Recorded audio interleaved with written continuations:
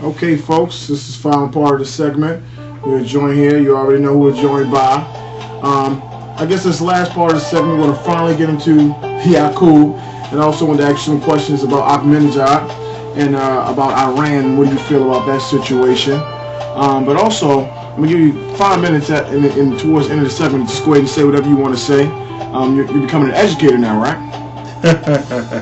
I want to use that word too loosely. I will give you some time to talk about that too. All right, so we can try to see if we can promote your class and everything like that. I guess the first thing we'd like to start with is Barack Obama. You've lived through a lot of history, as of a lot of African Americans witnessed a historical election. What do you feel about Barack Obama? And what do you feel about, how do you think the Arab world feels about having Barack Obama as the president of the United States? Wow, that's really a difficult question. First of all, my personal feelings, they're easy because I know them. I was very happy. I never thought that I would live to see this time. As I told you, the plight of the African American people was the impetus, the drive for me to go to the Nation of Islam, because I thought that the situation needed to be addressed, and I felt at that time that those that were most serious were in the Nation of Islam at that particular time.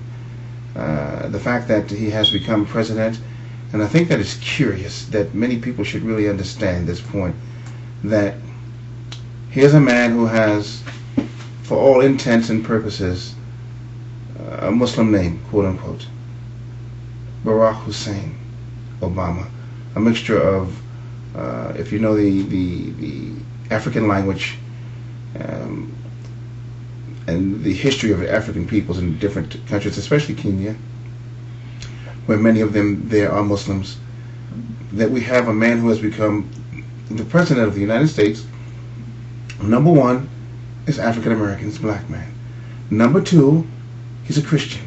Number three, he has a so-called Islamic name, but certainly from the Arabic language. To me, I think that this is a piece of handiwork that has been signed by God himself. This doesn't mean to me that he's going to be especially effective. I don't know. I think that during the campaign it indicated that he at least had the internal fortitude to withstand the different attacks that were certainly going to come his way. And believe me, he beat some machinery out there. He definitely did. He beat the entire machine. He beat the entire Clinton machinery, and he beat the entire Republican machinery. Now, this goes to the strength and the intelligence of the people who were forming his team, and many of them who were not African Americans, but who also had this love for us as Americans to turn the corner. So my feeling was that whether he became the president or not, it was an indication that we as Americans had turned the corner. I remember there was a time right here in this same state, in this same city, that you had black and white water fountains, that black people couldn't go into certain neighborhoods, that, and in fact, I was the first black person at the job I went to. I went to one of my jobs as a young man, a young adult, and I was actually the first black salesperson at that job. I became one of the first black managers in that industry in this city. So I've seen a number of things take place, and I really didn't think that the system was going to allow it to happen. But I was very, very happy. I got to be honest with you, as a man, I cried because I just never thought that it was going to take place. And I didn't so much cry for the fact that there's this great pride in seeing a black man up there, because I think that's selfish. But I saw that the country that I love and respect had turned the corner now. And a lot of it is, and I'm older, and so a lot of it, the youth, a lot of respect goes to the youth. And anybody that's 40 years old and younger who had anything to do with this, and many things, many factors led into this occurrence, my respect goes to them, because they had the foresight, the vision, to see past color, to see past neighborhood, to see past economic conditions. And So my hat is off to them.